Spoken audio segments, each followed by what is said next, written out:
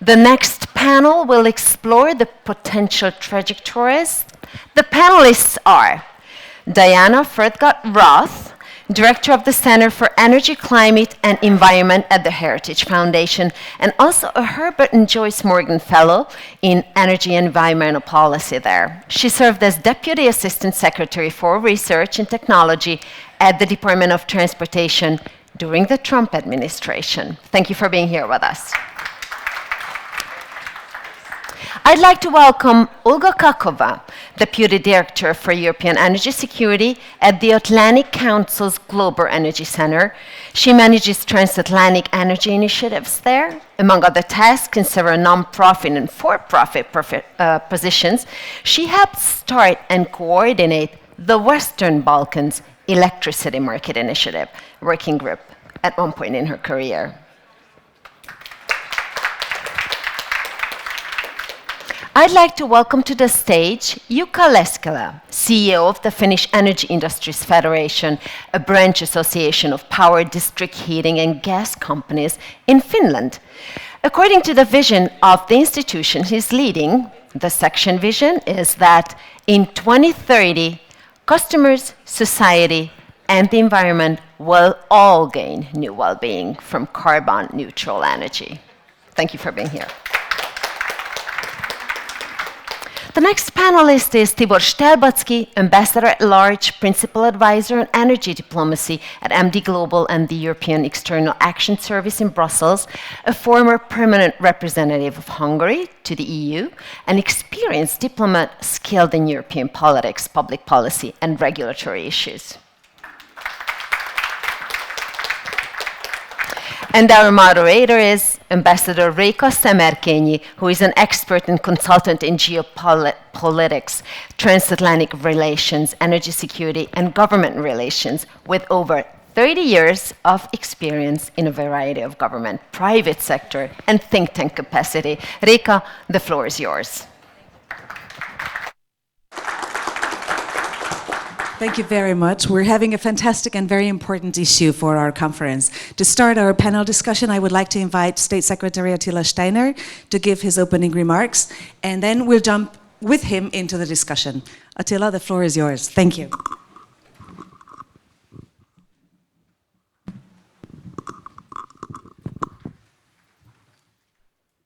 Good morning, ladies and gentlemen. Dear Réka, thank you for the invitation and thank you for the opportunity to participate at this very distinguished panel.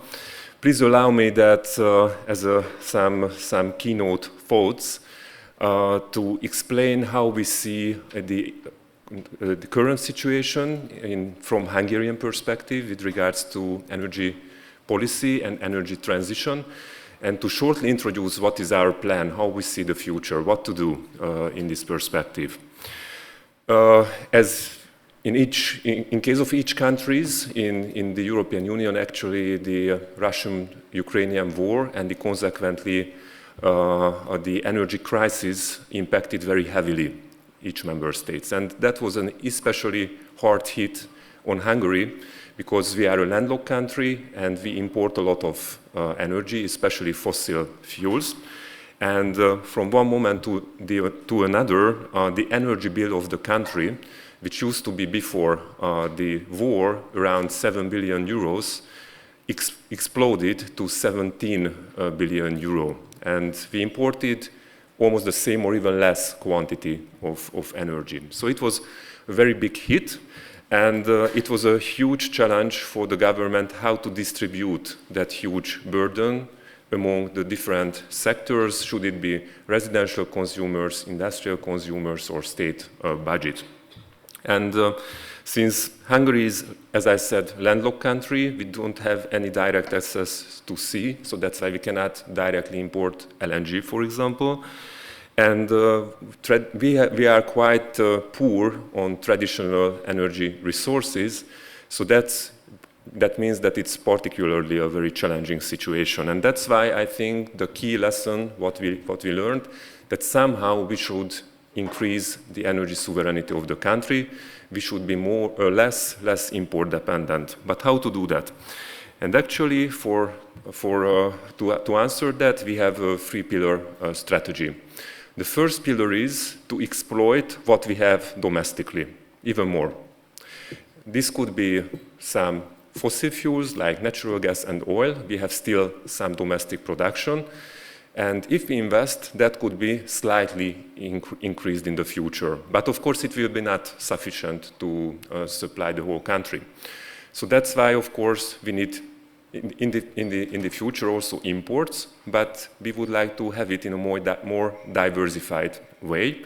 And for that purpose, we need infrastructure. So that's why interconnectivity is the second pillar of the strategy, to establish new additional links and additional supply sources and routes to Hungary. In the past, we invested very heavily in this regard, so now we are in a much better situation than 15, 20 years ago. We have several gas interconnectors to our neighbors. The only exemption is Slovenia, but Slovenia is a very small market. But otherwise, we have all of the interconnectors in gas, and in electricity, we are fully interconnected with our neighbors. We have 3 lines to Slovakia. We have 4 lines towards the Ukraine, and we have all of the with all of the neighboring countries. We just constructed all of those interconnectors. We also negotiated very heavily with alternative gas suppliers and with concrete results. We have contracts with Azerbaijani supplier Sokar, for example, with Turkish suppliers, and just recently we purchased 5% of the Shah Deniz field, which is one of the largest gas fields in Azerbaijan. The key challenge, how to bring this gas to Hungary, because the bottlenecks are not within our borders, but mostly in the neighboring countries like Bulgaria, Romania, that the domestic networks are not sufficient to supply these huge additional volumes through those pipes. So that's why regional cooperation and interconnectivity will be crucial in the future. And thirdly, how to shift the gas and fossil consumption to other energy resources like electricity or biogas, geothermal, which can substitute natural gas and crude oil. I think this is one of the most challenging part, because we have to invest very heavily into the domestic infrastructure. And I think in this sense, the electrification will be key, because electricity is produced more locally. We don't have to import it from large distances. And that could naturally enhance the energy sovereignty of the country if we switch gas or oil consumption to gas consumption. And actually we have several interventions and several programs pointing to that direction. Actually, we managed to reduce by 43% the emissions, the CO2 emissions, which I think it's a very good result in spite of all of the challenges. We are the country where the solar energy generation in the electricity mix is one of the highest in Europe. We are globally the 3rd country with the highest solar penetration in the electricity mix. Chile and Greece is ahead of us, and I think this is a really good achievement. We have more and more days when we produce domestically more PV, from PVs, more electricity than the country's demand. And actually, sometimes we can already export it. Of course, the key challenge that it's not constant. It's only when the sun is shining. If the sun is not shining, it's a different question. So that's why we think that electricity storage will be key in the future. And that's why the government initiated a 160 million euro grant scheme for installing large-scale batteries and electricity storage facilities in the country. We opened up our legislation to have more wind power, because wind can very good substitute the solar production. And we would also count in the future on nuclear, because we are poor on domestic resources, and nuclear is one of the backbone of the Hungarian electricity production. So that's why we would like to expand the lifetime of the existing nuclear power plant, and as soon as possible to build the new additional blocks. And finally, we have also some energy carriers which are not exploited enough, and such an example is geothermal. We have huge potential in Hungary, not for electricity generation, we are not Iceland. However, we can much more utilize this energy resource in the district heating sector, where the exposure of gas is really high, it's more than 70%, and it would be great to reduce that exposure below 50% in the coming years, and that's why we initiated some support schemes and also some legislative changes.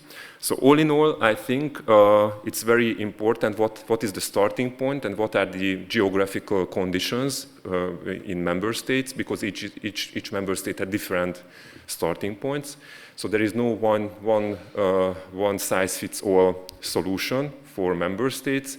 Each member state shall find the right solutions, but what is really clear that much more intervention is needed than during the last decade. In case of Hungary, what we are calculating that we have to increase 2 or 3 times the size of investments into the energy sector in order to be able to implement this energy transition. And it was not a coincidence that Prime Minister decided to create the first ever energy ministry in the government, because actually that's the task of the ministry, to plan, to elaborate the strategy, but then to implement those action points.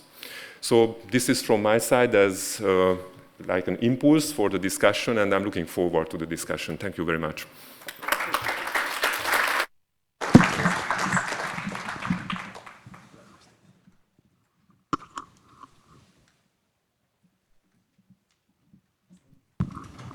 Well, thank you so much. That's quite a start for our panel, and I really appreciate it because I think you touched on practically all the major issues that we have to solve as an easy way out of the dilemmas and the pressures that we are under. Let's jump into the discussion right with probably the question that I would say is the most debated in Europe and definitely over this part of Europe. Is the dependence, or how to solve the dependence of the natural gas import situation in especially the landlocked countries, as you very well remarked in your introductory speech. Because one of the discussion points is the role of the US LNG and the question of how that would impact, how that would impact on Central European markets. We have a top expert. We're honored to have here Diane from Washington as one of the insiders. We have all our speakers have an insight on this, but I would like to ask maybe Diane to start a reaction on this possibility, this potential. Sure, yes. Well, it is such a pleasure to be here. It's such a pleasure to be in Budapest, and I want to thank you, Réka, for inviting me, for organizing this conference, and thank everybody for listening. Well, politics is full of surprises, and we all know that. No one predicted that Russia would invade Ukraine, that Hamas would invade Israel. But one thing that needs to be constant is energy. Energy resilience should not be a surprise. And what was a double surprise was a self-manufactured crisis, Germany giving up nuclear and then having a deal for a pipeline. So what's important is we need self-reliance. That means each country needs to be assured of its own resources. And as we just heard, for Hungary, it's solar and wind. For other countries, it's domestic production of oil, natural gas, nuclear power. And I think this is a great opportunity for us to reevaluate some of these net zero projects, which have made countries weaker rather than stronger. Because moving energy-intensive manufacturing over to China doesn't reduce global emissions. It just means that in our countries, we have more unemployment, we have less growth, poor people don't have jobs, and it makes us, of course, more dependent on China. So I think it's very important to focus on what domestic sources we have, to make sure that energy is a priority, and I congratulate your Prime Minister on setting up an energy ministry for the first time. Thank you. I don't know if a European, from a European perspective, you have an insight on the role of additional US LNG into the European markets, or how you see this. Maybe Tibor, you want to comment on that? Thank you very much. Indeed, the Russian aggression in Ukraine caused a perfect storm on the energy market. So it was a major crisis. Just imagine that if there is an economic integration which 80% of its energy or gas support is coming from outside, and from this 80%, almost the half is from one supplier, and this supplier is out from this market, then it causes really major difficulties, as it was in 22-23. In this situation, the American LNG it's really life-saving, I would say. It's essential. And if you remember, already in 22, in March and May, there were high-level meetings between the European Commission and the administration in Washington, and decided that our strong cooperation on the LNG, and this cooperation, and also, of course, the US LNG was contributing, that we were able to survive the winter of 22 and 23, because this missing Russian gas was replaced very quickly by US LNG. Maybe two remarks to this, if I may. The first is that if you look at this joint statement from 22, spring 22, there was a short-term commitment that there will be a supply from the US, and there was also a long-term commitment for 2030, some 50 billion cubic meter LNG gas from the US, but it was not a commitment of the US, it was a commitment of Europe to present a demand for neutral LNG gas by 2030, 50 billion cubic meter. Why this is important? Because we know very well that the US LNG market is very much a market-based and business-based model, and that this gas come to Europe, it was big part promoted or supported by the price, which was high at that time in Europe. So it's a very simple economic law that if the supply is lower, the demand remains the same, then the price will go up. And for the LNG, for the American LNG, this was a very strong indicator, and this supply was this price driven and come to Europe. Once again, I think this is a normal economic situation, and if you look at from political point of view or security of supply point of view, this was extremely important for Europe. So I think that this will remain the case. Prices in Europe still higher than in the US, so this is still an indicator to the LNG producers in the States. In the last 2 years, 12 new LNG terminals was built in Europe, in the European Union, which increased by 70 billion cubic meter gas capacity up to 280 by end of this year. So this demand from the EU side is there, and since the price will remain a kind of encouragement to the US LNG to come Europe, it will greatly, hugely contribute to the energy security of Europe. Another question, and I think we'll come to this on the energy prices as such, but this is maybe another dimension also on this. Thanks. And one more small point is that President Trump has said that he wants to produce even more liquid natural gas for export, and the price now is about 2.75 euros per million BTUs. So using supply and demand, the price could go even lower, and he wants to export more. Yeah, I think the question of how that will impact on the prices and how the prices are going to develop is a fundamentally important determinant, not just on the energy security front of the question, but also on the economic development and on the competition and competitivity side of our equation. So it's a very important point. Please reflect on that. I don't know if Olga, you want to have a comment on this? Oh, absolutely. A couple of thoughts. So I think it's less about US-specific LNG and more about optionality in having, for countries that are landlocked like Hungary, having multiple options, because options are security. So if you have one of your main suppliers, decide again for geopolitical purposes or for something else, if Russia was to decide to withhold supplies, it's good to remember that the crisis that Putin has manufactured, there are no European restrictions on piped gas today in Europe. So every restriction, everything that Putin withheld, that was his strategy. That was not sanctions. When he did not fill up before the full-scale invasion, when he didn't fill up some of the storage in Europe, that was intentionally done to manufacture and to make the crisis even worse. So then today's pipeline gas, there's no restrictions to Europe from Russia. It could flow freely. And I think it's important to note the gas coming from Turkey, some of that is also Russian, and huge questions around gas coming from Azerbaijan.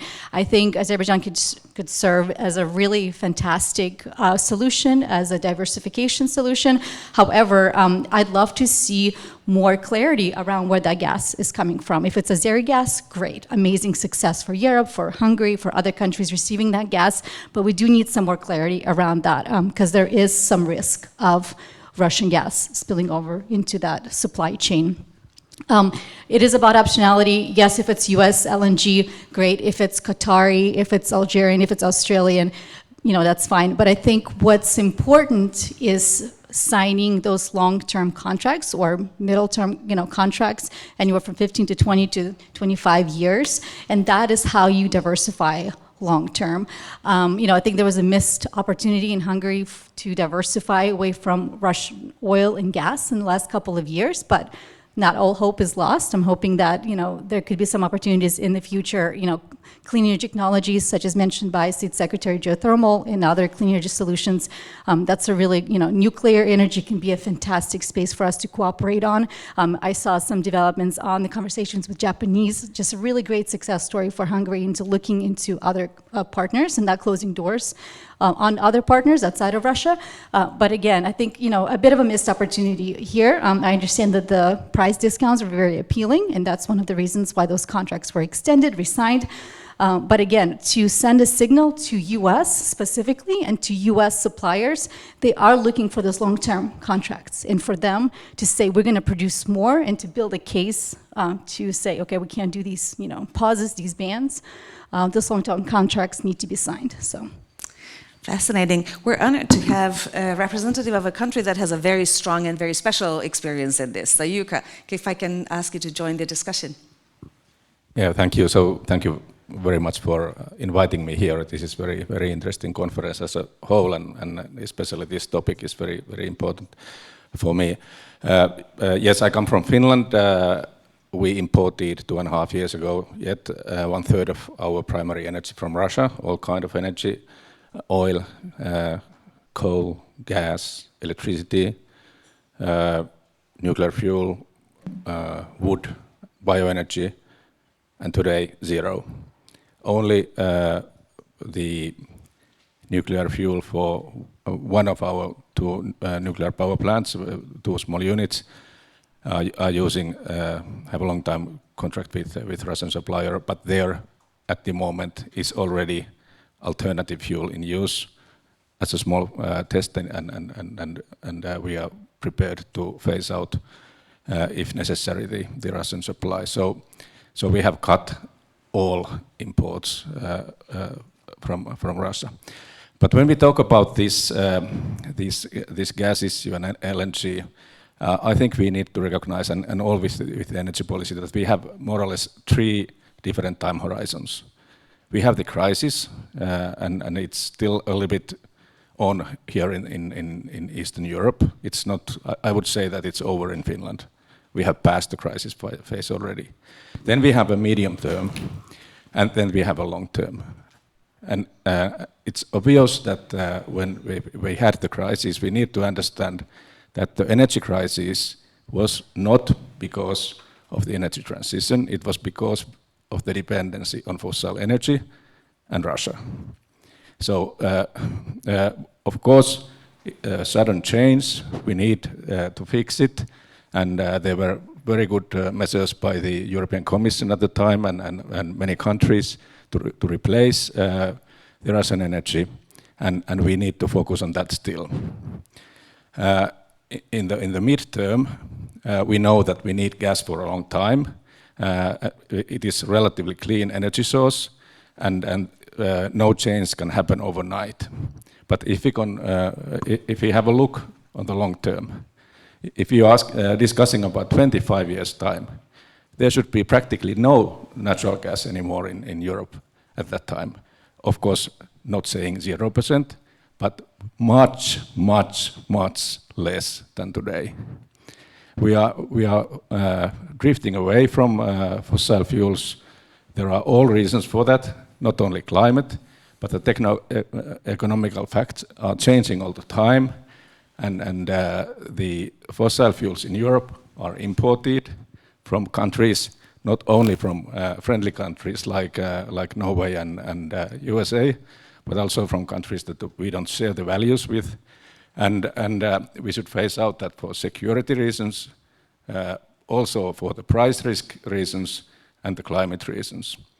And I have a full confidence that our energy system by 2040 should be more or less carbon neutral. In Finland, we have an estimate that the energy generation is by end of this decade already practically carbon neutral. Now the use in electricity generation in Finland is only 3.5% is fossil. The rest is not.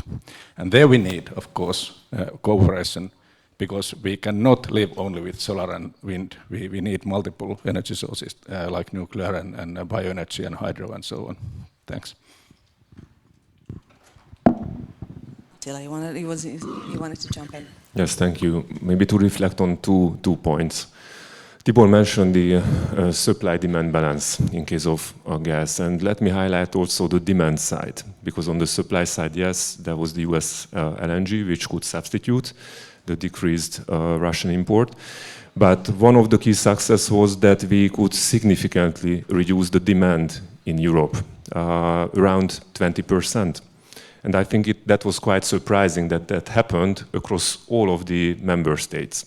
In case of Hungary, how we see, we also managed to reduce 21% of gas consumption.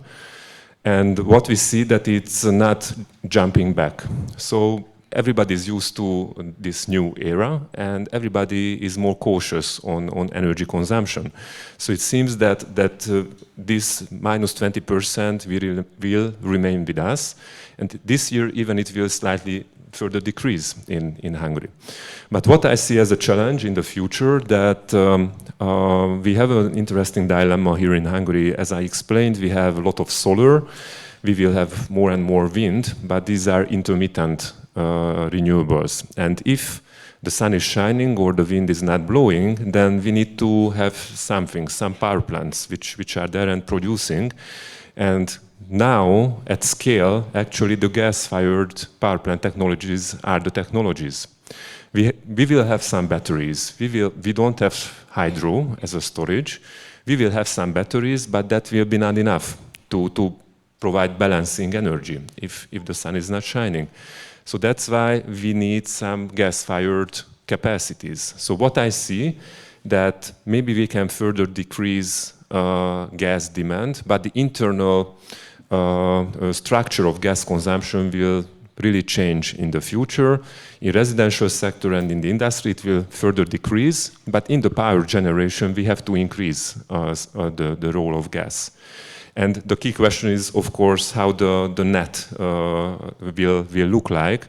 And I'm quite confident that we can still have a decreasing path in the future. So I think this is an interesting dilemma. To let more renewables to be deployed, we need, in the short term, more natural gas-fired technologies. And I think here, technology can be one of the answers, that hydrogen maybe later on can jump in and substitute natural gas. So now what we are planning to construct some new gas-fired power plant units, but they will be hydrogen ready to run also on hydrogen if later on we have the sufficient quantity of hydrogen to be fed into the power plant. So this is a first point. And second point on Diana's intervention, I think competitiveness, it's a crucial question in Europe, because we are more expensive than the US, more expensive than Asia. And we have to completely reshuffle the energy infrastructure in Europe. So we have to invest very heavily on infrastructure, and of course this will have a cost. And this shall be somehow reflected in the tariffs also, which are paid by consumers. So that's why we need very innovative solutions, how to keep steel prices affordable, but preferably even lower than today, because we are not competitive yet. And that's why actually during the Hungarian presidency in the European Union, which is in this semester, competitiveness is one of the key questions which is in the forefront in our agenda, because I think that will be crucial, and here we have to intervene very seriously, otherwise we will lose competitiveness and we will lose industry, European industry. That's exactly what I wanted to sum up as a kind of a next question, because several questions allude to this question of how to lower the energy prices and what will have a positive impact on that. So summing up like 2-3 questions here, I would like to ask a short question around the panel. What do you think Europeans could do to lower the energy prices and to increase European competitiveness? Maybe Jukka, you start, and then, or okay. Diane's, no, Jukka. Oh, okay, sorry, if I may. First of all, we need more Europe, not less. We need to strengthen our infra in order to couple ourselves even more together. And there we need, of course, a functioning market. I'm really concerned about this development in Europe just now, where it seems that governments believe that their role is to finance and participate actively in the power system investments, also in the generation, in the energy use, and this starts to become a system where public money takes a big role, and the private money is looking at, okay, is this an environment that I can invest? So we need clarity, we need markets, and we need to invite private funding to do the investments. Otherwise, this will be too slow, ineffective, and this is really what we should do. So determination, and on European level, one issue is highly important that is obvious for us here, is that the countries are very different. We have very different situations. So the European legislation should not be too detailed. Last season it was far too detailed, with all kind of decisions on putting different technologies in different kind of orders in financing and whatsoever. This is absolutely wrong.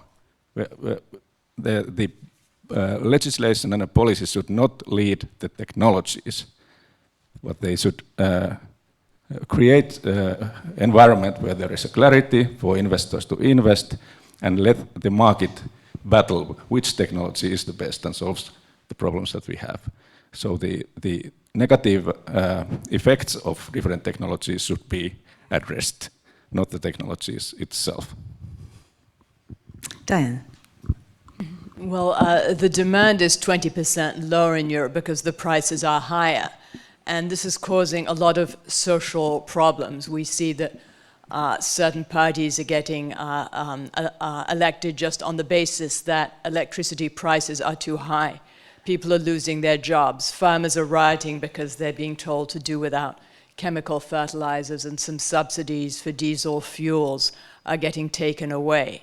So it's really important to have a resilient supply of energy so that prices can go down and demand can go up. I don't think a 20% lower use of fuel and power in Europe is something positive. We've seen a lot of industries move to the United States because electricity is so much less than in Europe. And I would say the focus should be on base load power, on natural gas, nuclear, coal when it has to be. But the EU incentives for wind and solar are making more expensive energy, not less expensive, because intermittent energy is more expensive to deliver than continuous base load energy.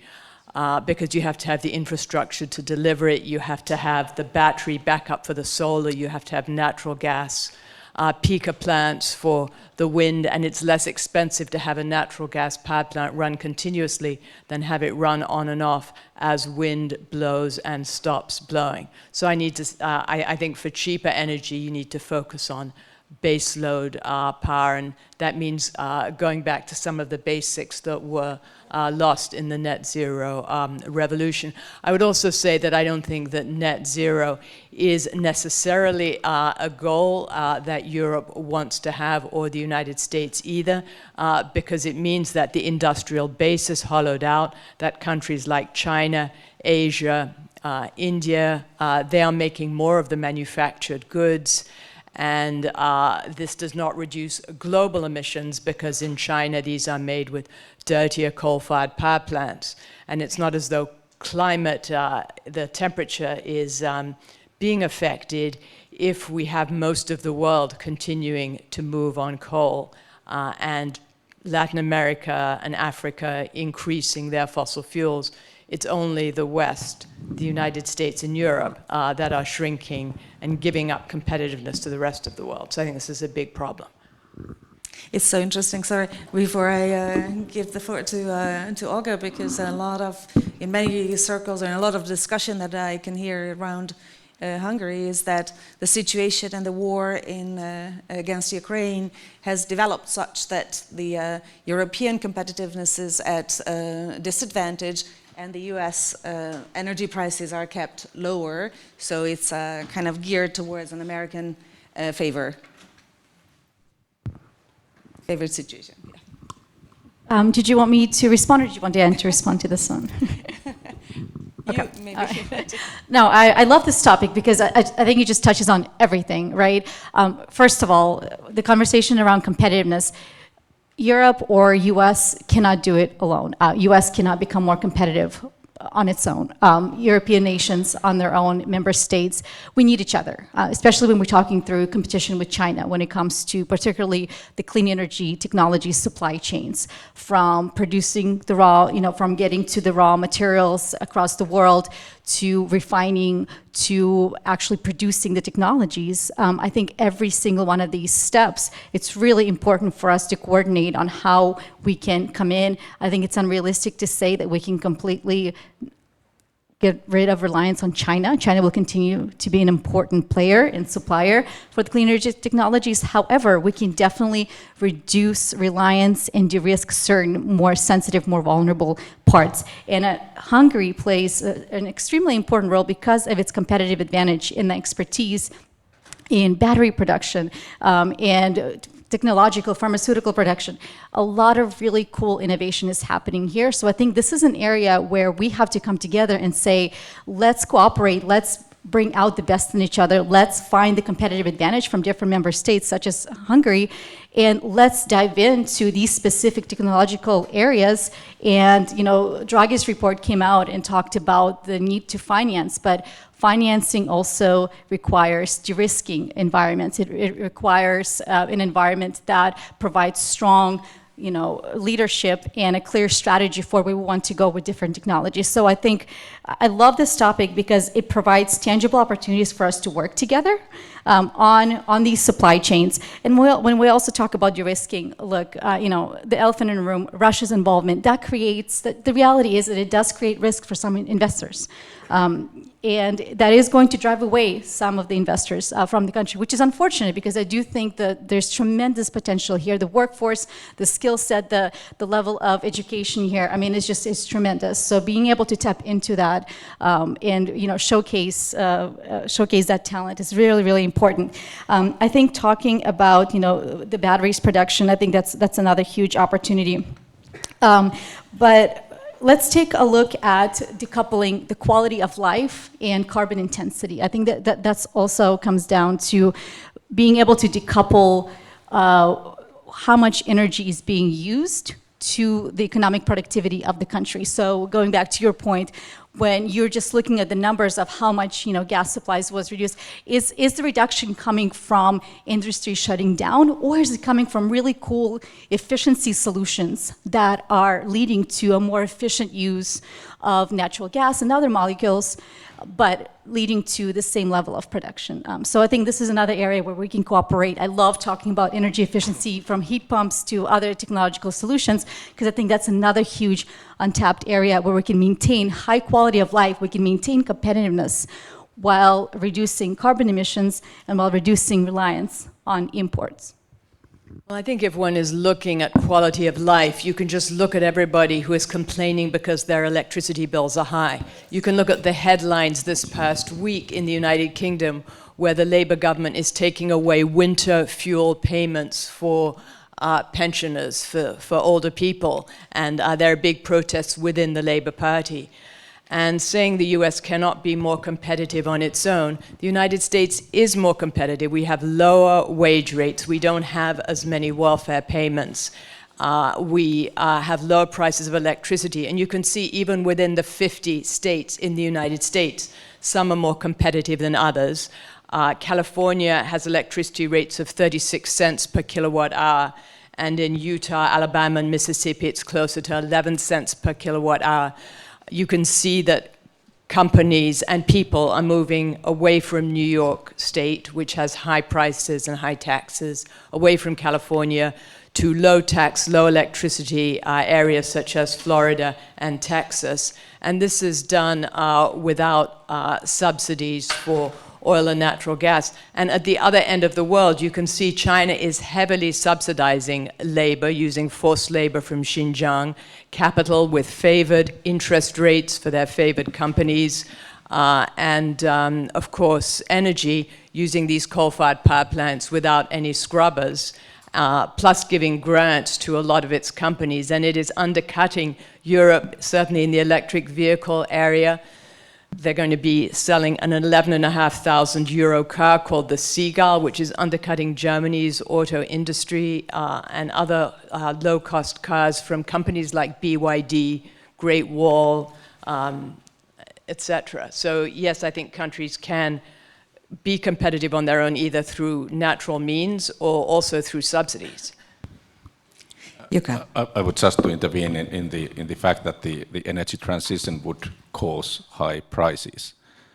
I don't know about United States, anything about that. That I know that you have oil and gas. In Europe, we don't practically have that. And before it's here, it's certainly more expensive than it's in the USA. And in Europe, the power prices in wholesale market, which is the relative, which is the market you can really compare the countries, the cheapest prices are in the countries who have the lowest amount of fossil fuels in their system and who have the best functioning cross-border markets, namely Nordic countries and Iberian countries. And there is no sign of getting hugely expensive power prices. They are hugely peaky. Today in Finland, extremely expensive. 2 weeks ago, negative prices. That's true. But the average prices are lower, not higher. And we know that this is a long journey. We need a lot of system investments.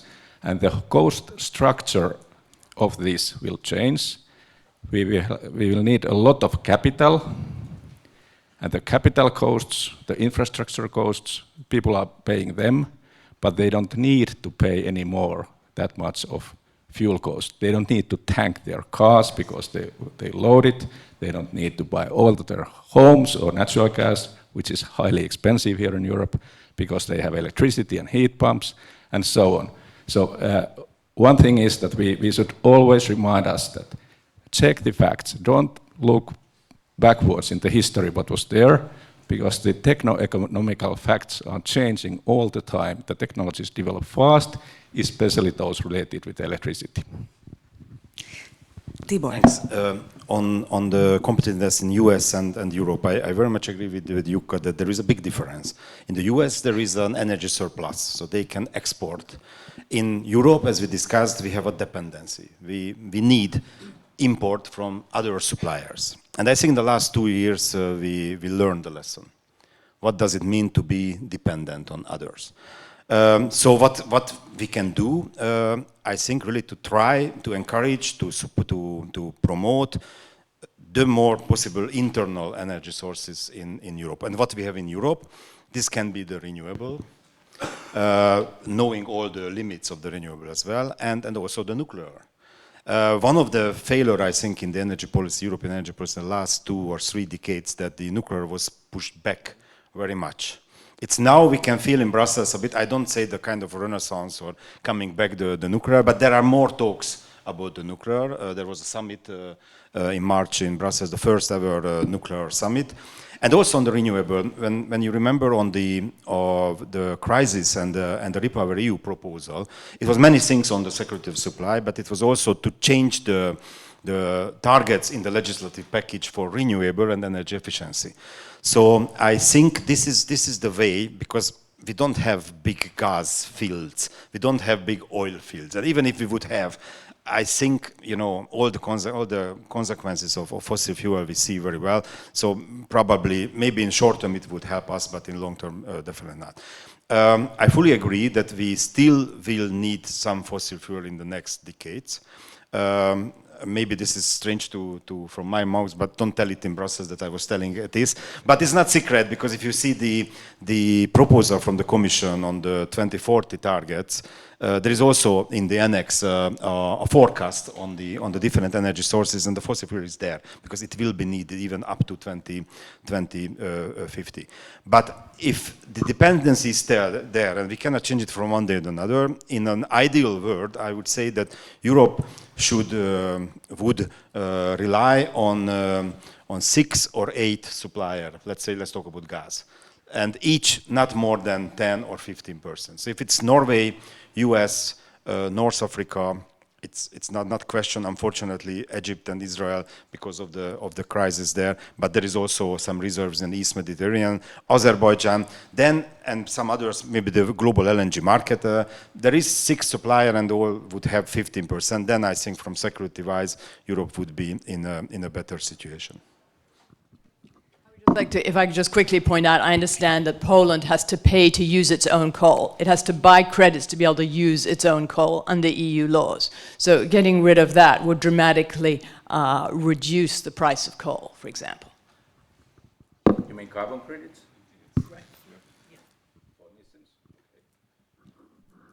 Right. Attila, you wanted to make a comment. Yes, on 2 points. I very much agree with you, Tibor, on nuclear and on technology competitiveness, that we shouldn't be selective. I think it would be a too big luxury. So we need all of the technologies which contribute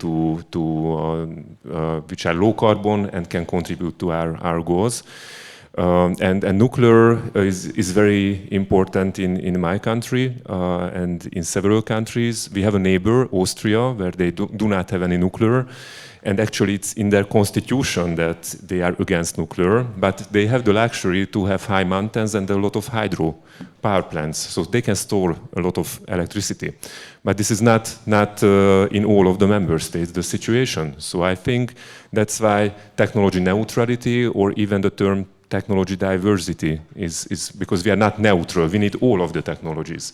And I see here also a positive shift in the Commission's communication. So actually in the 2040 communication, nuclear is explicitly mentioned as a needed technology to meet all of the EU targets. So I think it's a huge shift, and hopefully the new Commission will also take this on board and continue. Sometimes the secondary laws are too complicated. So yes, okay, we have the objective, nuclear is fine, but if you would like to implement a project, then you face huge challenges with competition law, with all of the sectoral laws. So I think that will be also a task for the new Commission to simplify those secondary laws and make it in line with the overall objectives, because sometimes this is not the case in European legislation. Secondly, on financing, I very much agree that a clear strategy is always needed, and I think this is for the governments to have clear strategies. But if you have it, then we had quite positive experiences. We issued several times green bonds. And actually what we saw that there is appetite on the financial markets. They have also the money. But of course, there are huge volatility on this market. So that's why you need the very clear strategies. And actually, we managed to issue green bonds in the size of 6 billion euros already. So I think it's possible, but it's a lot of work, and you have to explain each time your strategy to the investors. But then, if they convince them, then they are very open to give financing. So it could be a potential avenue, not always the state financing, but also financial institutions.